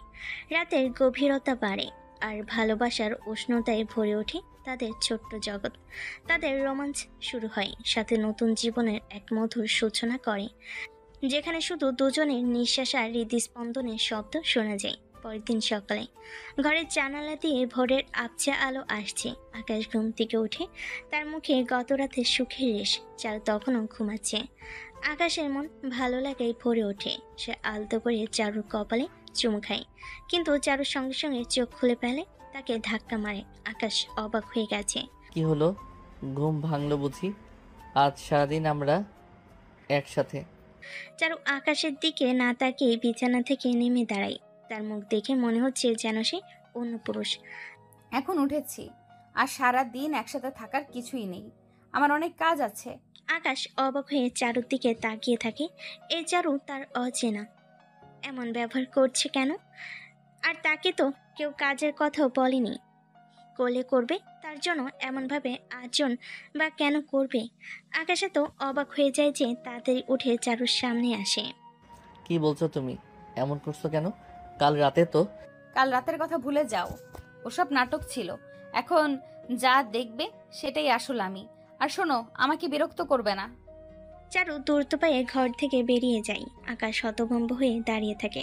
তার কাছে মনে হচ্ছে সে যেন কোনো দুঃস্বপ্ন দেখছে। সে বিছানায় বসে পড়ে, নিজেকে চিমটি কেটে নিশ্চিত হতে চায় সে জগতে আছে কিনা, সে জেগে আছে কিনা। কিছুক্ষণ পর ড্রয়িং রুমে সকালের জলখাবারের টেবিলে আকাশের বাবা মা চিন্তিত মুখে বসে আছেন। চারু এসে কোনোরকম কোনো কথা বা ভদ্রতা না দেখি একটা চেয়ার টেনে বসে পড়ে, মোবাইল ঘাঁটতে শুরু করে। আরে বৌমা ওঠো, কাল রাতে নিশ্চয়ই খুব ক্লান্ত হয়েছ, বিশ্রাম নিতে পারতে। তোমার জন্য পছন্দের আলু পরোটা বানিয়েছি। চারু মোবাইল থেকে চোখ না তুলে এক তীব্র বিরক্তি নিয়ে বলে, আমার খাবার আমিই বানাতে পারবো। আরে না, তুমি নতুন, সবে এসেছো, বিশ্রাম করো, আমি তো আসি। বিশ্রাম নেওয়ার জন্য আমি আসিনি, আমি এখানে কাজ করতে এসেছি। আর এসব তেল মারা কথা আমাকে বলবেন না। আমি নিজের খাবার নিজেই নিতে পারি। আর পরোটা নয়, আমার স্যান্ডউইচ চাই। আকাশের বাবা মা দুজনেই চমকে ওঠেন। আকাশের মায়ের মুখ ফ্যাকাশে হয়ে যায়। আকাশ তখন ঘরে প্রবেশ করে। চারুর এমন আচরণ দেখে সে আকাশ থেকে পড়ে। বৌমা এভাবে কথা বলছো কেন? তুমি তো এমন ছিলে না। আকাশ তো বলেনি তুমি এমন মেয়ে। আমরা তো জানি তুমি। আমি কেমন ছিলাম তা দিয়ে আপনার কি? এখন আমি এমনই, আমার যা ইচ্ছে হবে তাই করব। আপনাদের ভালো না লাগলে আমাকে বাড়ির থেকে বের করে দিতে পারেন। ঘরের মধ্যে পিনপত নীরবতা।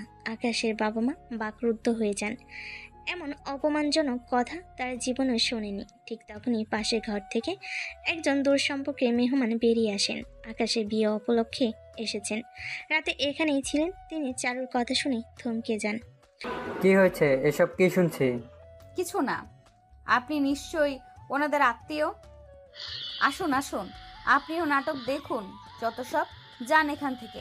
আর হ্যাঁ, সকাল সকাল এত লোকজনের ভিড় আমার ভালো লাগে না, জানতো।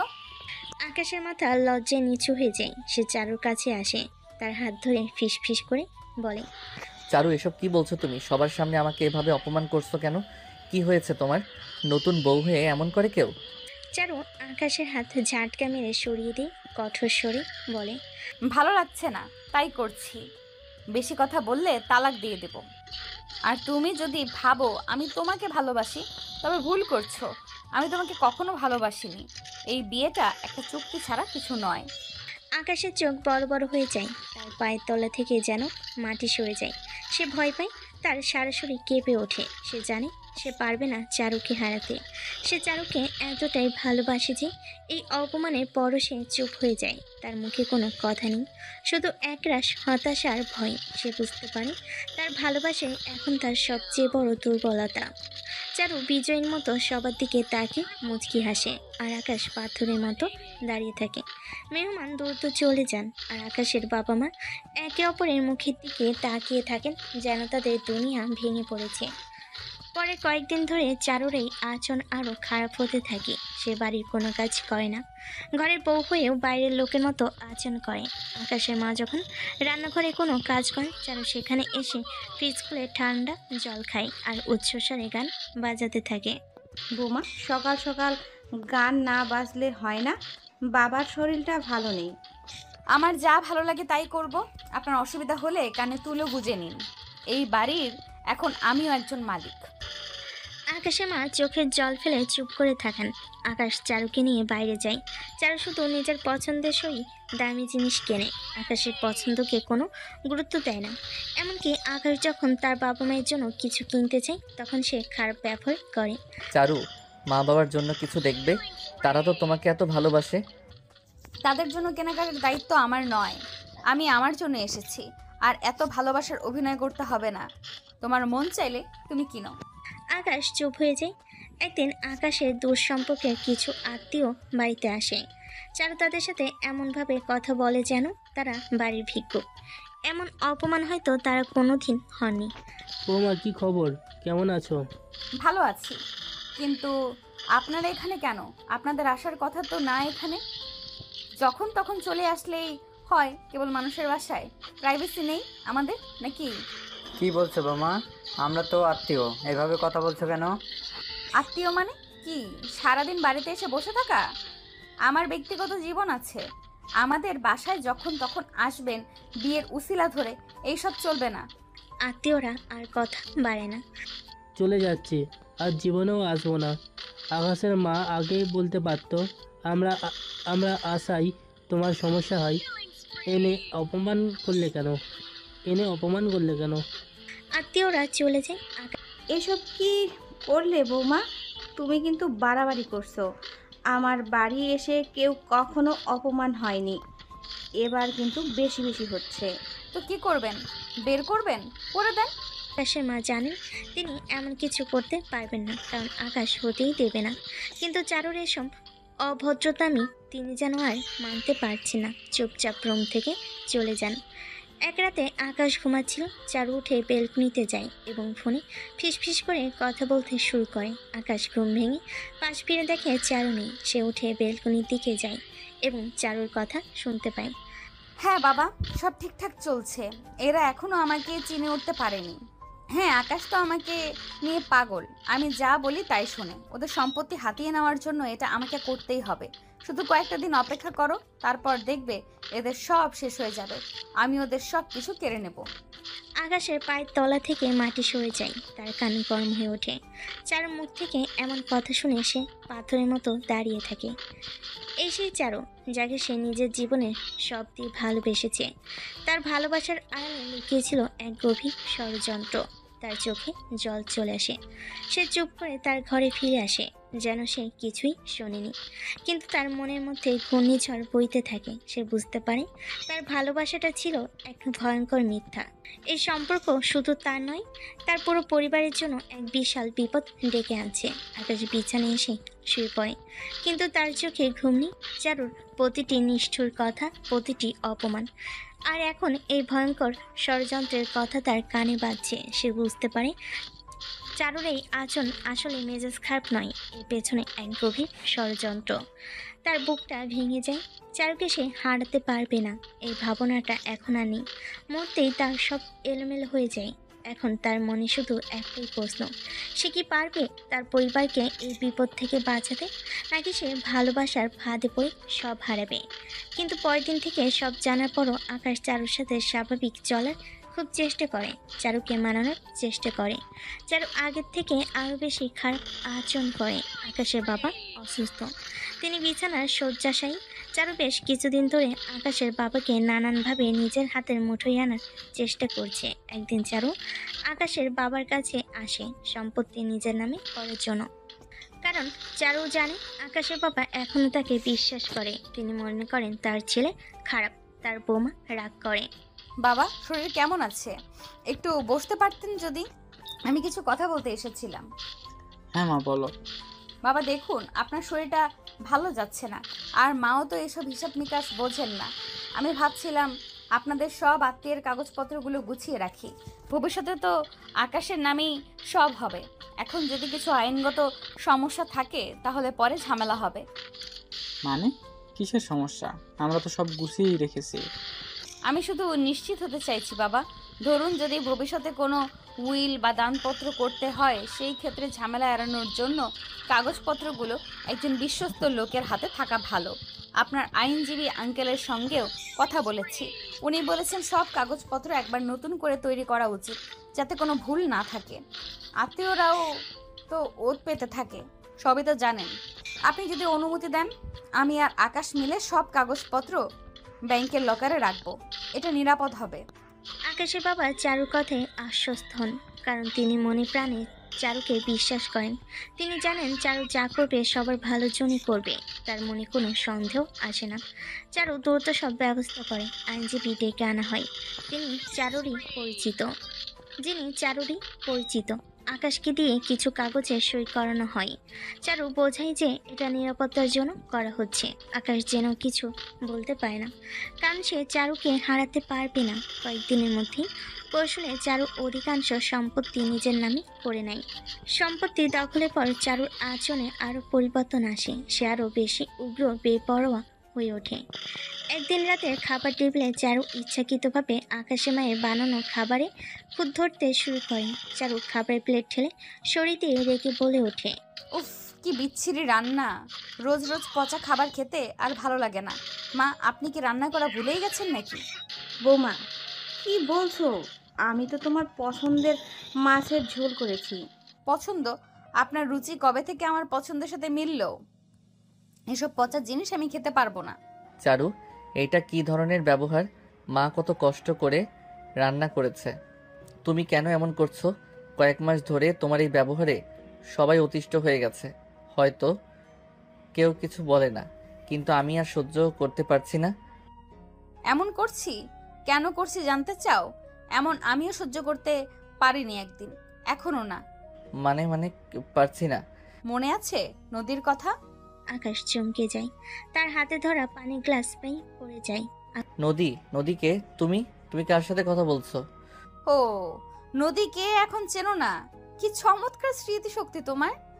সেই নদী যাকে তুমি প্রেমের ফাঁদে ফেলেছিলে, বিয়ে করেছিলে, আর তারপর দিনই কলেজে সকলের সামনে নির্লজ্জের মতো তালাক দিয়েছিলে।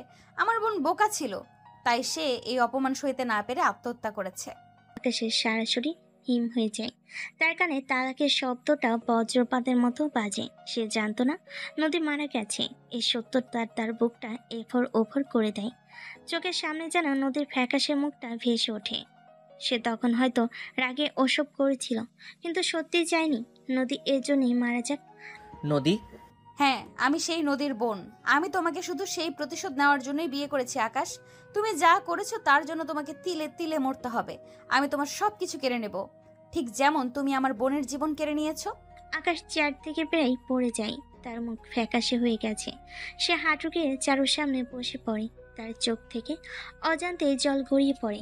আকাশের বাবা মা এসব জানতেন না, তারা হাঁ হয়ে চেয়ে থাকে। চারু, আমি জানতাম না নদী মারা গেছে। আমি খুব অন্যায় করেছি। আমি তখন ভুল করেছি। আমাকে ক্ষমা করে দাও চারু, প্লিজ। আমি আর আগের মতো নেই। আমি তোমাকে সত্যি ভালোবেসেছি, তুমি বিশ্বাস করো। বিশ্বাস? হ্যাঁ, তোমার মতো একজন প্রতারককে আমি বিশ্বাস করব? কখনো না। তোমার এই চোখের জল, এই অনুনয় সব অভিনয়, যেমনটা তুমি আমার বোনের সাথে করেছিলে। এখন থেকে তোমার আর তোমার পরিবারের জন্য শুরু হবে আসল নরক। আকাশের বাবা মা হতবাক হয়ে বসে থাকেন। তাদের ছেলের অতীত আর চারুর প্রতিশোধের আগুন দেখে তারা পাথরের মতো নিশ্চল হয়ে যায়। এই ঘটনার পর চারুর অত্যাচার আরো তীব্র হয়ে ওঠে। সে আকাশ আর তার পরিবারকে মানসিক ও শারীরিকভাবে নির্যাতন শুরু করে। আকাশের বাবা গুরুতর অসুস্থ, কিন্তু চারু তাদের খাবারে কষ্ট দেওয়া শুরু করে। বাজারে সবচেয়ে সস্তা চাল ডাল আর সবজি কিনে আনে। আকাশের মা চারুকে অনুরোধ করে, বৌমা, বাবার জন্য অন্তত একটু ভালো খাবার আনো। আমি কি ডাক্তার নাকি যেই সব বুঝবো? যা আছে তাই খেতে হবে, ভালো না লাগলে উপোস করুন। চারু প্রতিনিয়ত আকাশের বাবা মাকে কথা দিয়ে খোঁজা দেয়, অপমান করে। তাদের আত্মীয় স্বজনের সামনে আকাশকে নিয়ে কটু কথা বলে। আকাশকে সে তার বিছানায়ও শুতে দেয় না, তাকে অন্য ঘরে ঘুমাতে বাধ্য করে। রাতে যখন আকাশ চারুর সঙ্গে কথা বলতে যায়, চারু তাকে অপমান করে তাড়িয়ে দেয়। চারু আকাশের বন্ধু এবং আত্মীয় স্বজনের সঙ্গে খারাপ ব্যবহার করে, যাতে কেউ তাদের বাড়িতে না আসে। আকাশকে সে পরিবারের সদস্যদের সঙ্গেও মিশতে দেয় না। তাদের পুরনো বন্ধু বান্ধবরা আকাশদের বাড়িতে আসা বন্ধ করে দেয়। আকাশ সম্পূর্ণ ভেঙে পড়ে, তার জীবনটা নরকে পরিণত হয়। একদিকে ভালোবাসার মানুষকে হারানোর ভয়, অন্যদিকে পরিবারকে রক্ষা করার চিন্তা। সে নিঃশব্দে কাঁদে। নদীর সাথে করা অন্যায়ের এত বড় খেরসারত দিতে হবে সে ভাবতেই পারেনি। সে নিজেকেই নিজে প্রশ্ন করে, আমি কি সত্যি এতটা খারাপ ছিলাম? আমার ভালোবাসা কি এতই অর্থহীন? প্রতিশোধের এই আগুন চারুকে আরো ভয়ানক করে তোলে। দিন দিন আর আকাশ এক জীবন্ত লাশ হয়ে এই আগুনে পড়তে থাকে। সে অসহায়ভাবে চারুর অত্যাচার সহ্য করে, কারণ তার পরিবারকে বাঁচাতে হবে, আবার চারুকেও হারাতে পারবে না। এভাবেই চলতে থাকে। আকাশ ভেবে পায় না কিভাবে সব ঠিক করবে। সেদিন সন্ধ্যায় চারু বাইরে পার্টি করে আসে, কিন্তু তার মন খারাপ। সে নদীর ব্যাপারটা মানতেই পারছে না। তার উপর না চাইতো সবার সাথে খারাপ আচরণ করতে হচ্ছে। বাসে এসে ওর শরীর খারাপ হতে থাকে, প্রচণ্ড জ্বর আসে। কিছুক্ষণ পর মাথা ঘুরে পড়ে যায়। চোখ খুলে দেখে চারু বিছানায় শুয়ে আছে, গায়ে কাঁথা, তার কপালে ভেজা তোয়ালে রাখা। আকাশ পাশে বসে আছে, চারুর মাথায় হাত বুলিয়ে দিচ্ছে এবং মাঝে মাঝে কপালে হাত দিয়ে জ্বর দেখছে। ঘরের আলো মৃদু। ততক্ষণে ভোর হয়ে গেছে প্রায়। জ্বরটা মনে হচ্ছে একটু কমেছে। চারু, রুমে এসে দেখলাম পড়ে আছো, প্রচণ্ড জ্বর। তুমি ঠিক আছো? শ্বাস নিতে কষ্ট হচ্ছে না তো? চারু অবাক হয়ে চেয়ে থাকে। যাকে সে এত অবহেলা করলো, কষ্ট দিল, সে তাকে সেবা করেছে, তাও সারা রাত জেগে। চারু খারাপ আচরণ করতে গিয়েও নিজেকে সামলে নেয়। না, একটু ভালো লাগছে, কিন্তু শরীরটা কেমন ম্যাচ ম্যাচ করছে। জানি, একটু আগে ওষুধ খাইয়েছি। এবার একটু ঘুমানোর চেষ্টা করো, আমি এখানেই আছি। তুমিও ঘুমাওনি মনে হয়, অফিস আছে না? আমার ঘুম এখন উড়ো উড়ো। তোমাকে সুস্থ দেখাটাই আমার জন্য সব। এখন চিন্তা করো না। আকাশ উঠে গিয়ে একটি গ্লাসে পানি নিয়ে আসে এবং চারুকে দেয়। চারু অল্প অল্প করে পানি খায়। থ্যাঙ্কস। এত যত্ন করছো কেন তুমি আমার? এত কিছু করার পরেও আমার তো বিশ্বাসই হচ্ছে না তোমার রাগ নেই আমার উপর। কেন বিশ্বাস হচ্ছে না কেন? আমি তোমার বন্ধু নই? স্বামীর মর্যাদা না দাও বন্ধু তো ভাবতে পারো। আর অসুস্থ বন্ধুর পাশে থাকবো না, এটা হয় নাকি? বন্ধু? কিন্তু আগে তো কখনো এত কাছে আসোনি। আমি তো সবসময় দূরত্ব রাখতেই চেয়েছি, তুমিও। আমি আগেও তোমার যত্ন নিতে চেয়েছি, কিন্তু তুমি সুযোগ দাওনি। তোমার রাগ অভিমান আমাকে কাছে আসতে দেয়। আমার রাগ? হ্যাঁ, আমার অনেক রাগ। আমি জানি সব কিছুর ওপর সবার কেমন যেন একটা বৃতৃষ্ণা কাজ করে সব সময়। তুমি কেন করলে নদী আপুর সাথে এটা? কেন করলে? তোমার কারণে বাবা মার সাথেও খারাপ আচরণ করতে হচ্ছে। তোমার রাগ অভিমান আমাকে কাছে আসতে দেয়নি। আমি জানি না চারু তখন আমার কি হয়েছিল।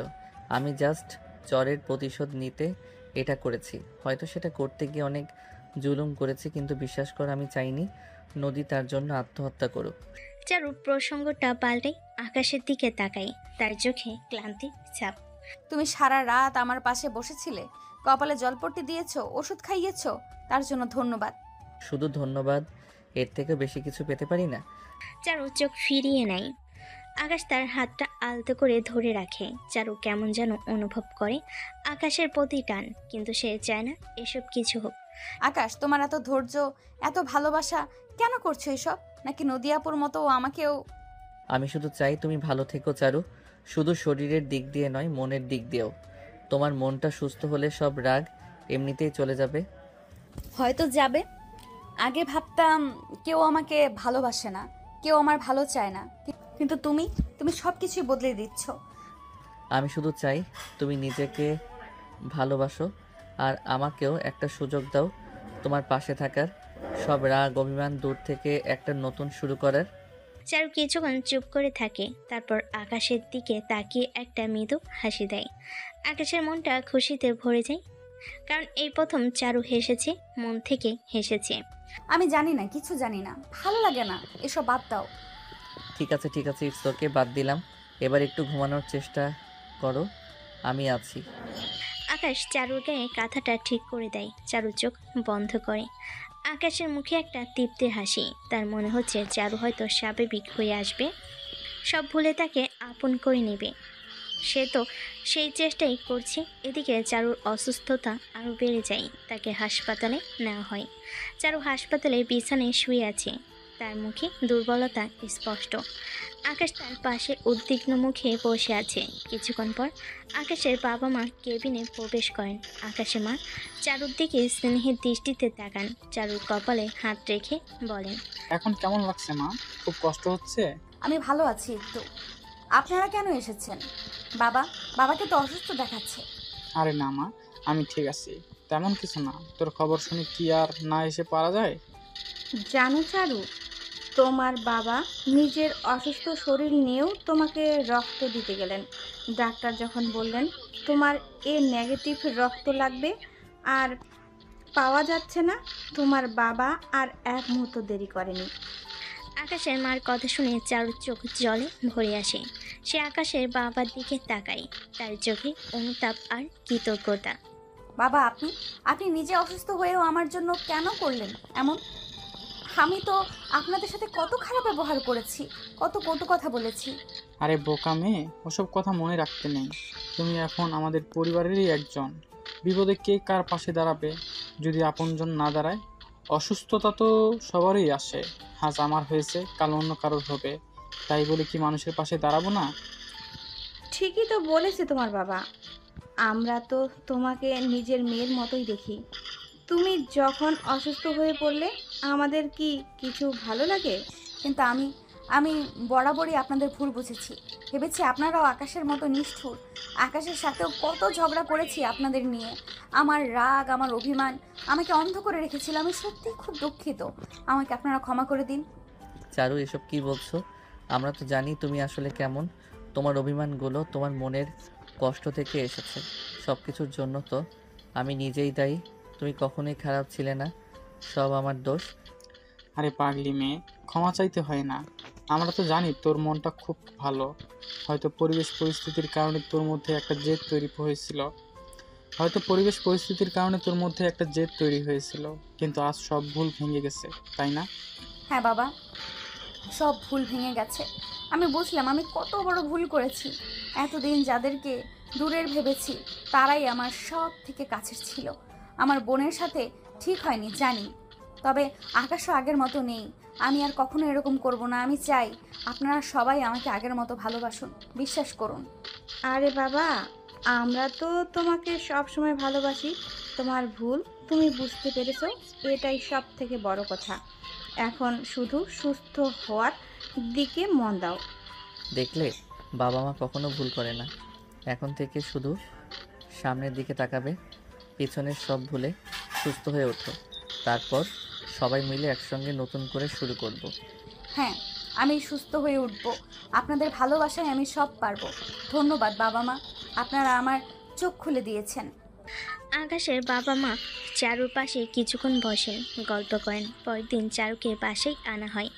আকাশ আর তার পরিবার যত্নে চারু এখন অনেকটাই সুস্থ।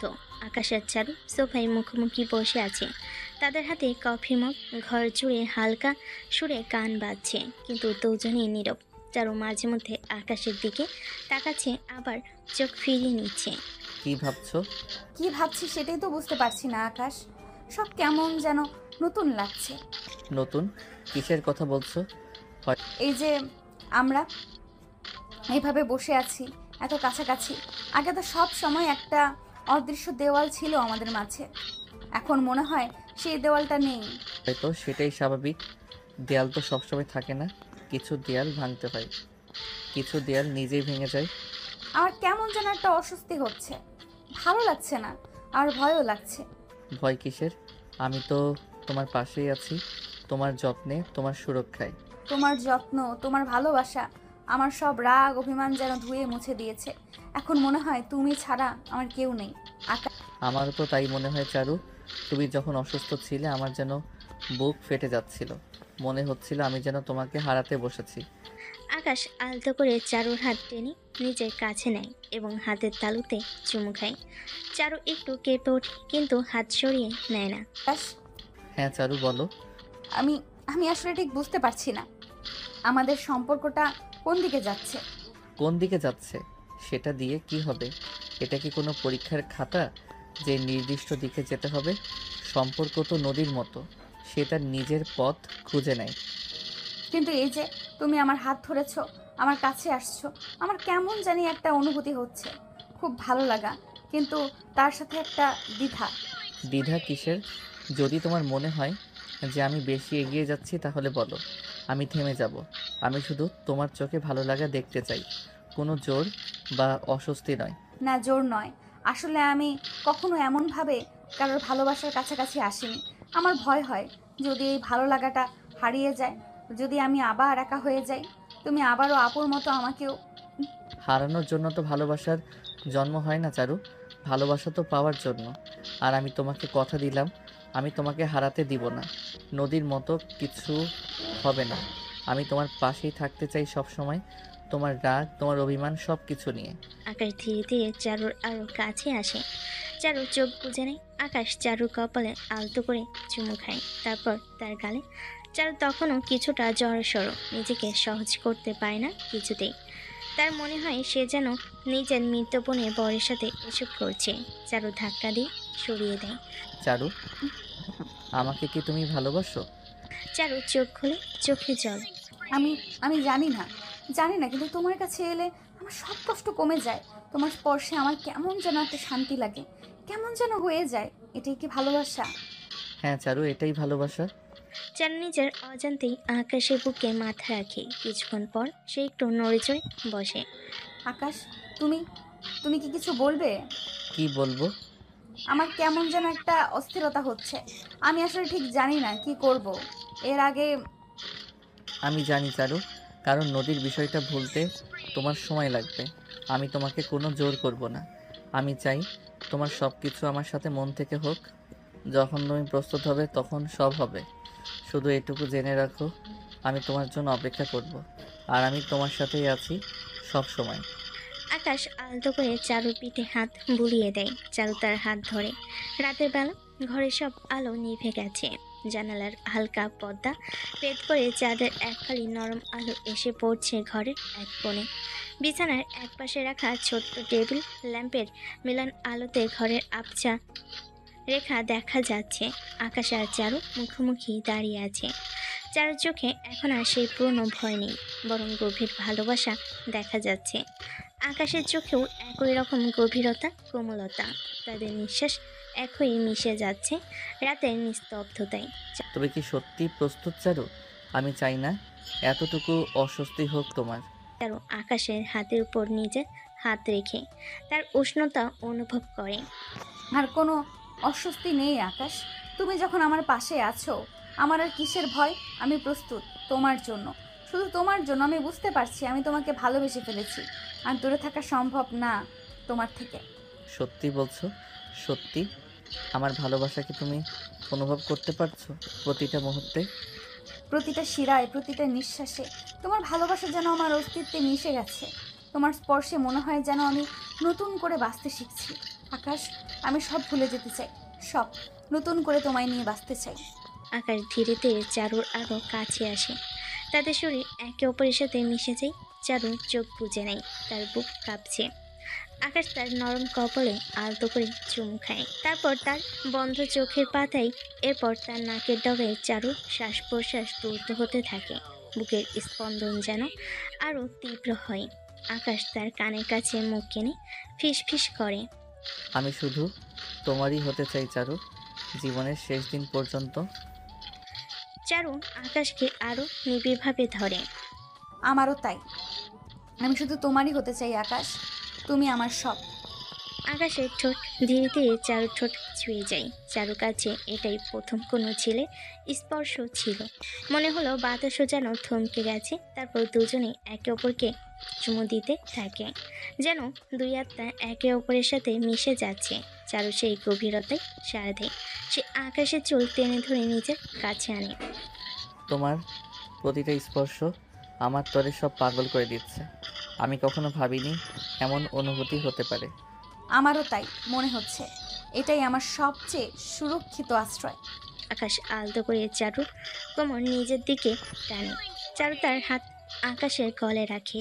তার নরম চুলগুলো আকাশের চুলের মধ্যে বিলি কেটে যায়। তাদের শরীর একে অপরের সাথে লেগে যায়। তাদের নিঃশ্বাস এক হয়ে যায়। ঘরের নীরবতা ভেঙে সেই গভীর আবেগে। তুমি আমার সব, আমার স্বপ্ন, আমার পৃথিবী। তুমিও আমার পৃথিবী, আমার আকাশ, আমার জীবন। ঘরের নীরবতা ভেঙে দেয় সেই গভীর আবেগের ধ্বনি। আকাশ পরম মমতায় চারুকে কোলে তুলে নেয়। চারু তার হাত দিয়ে আকাশের গলা শক্ত করে জড়িয়ে ধরে, যেন কোনোদিন আর ছেড়ে যেতে চায় না। আকাশ ধীরে ধীরে চারুকে বিছানার দিকে নিয়ে যায়। জানালার চাঁদনি আলোয় তাদের ভালোবাসার প্রতিচ্ছবি যেন আরও উজ্জ্বল হয়ে ওঠে। তাদের চোখ একে অপরের সাথে কথা বলছে। দুজনের পরম আদরে একে অপরের সাথে মিশে যায়, ভুলে যায় পেছনের সব অতীত। আকাশ দুষ্টু হেসে বলে, দুলাভাই এখন বড় হলো, তাই না? চারু হেসে আকাশকে জড়িয়ে ধরে।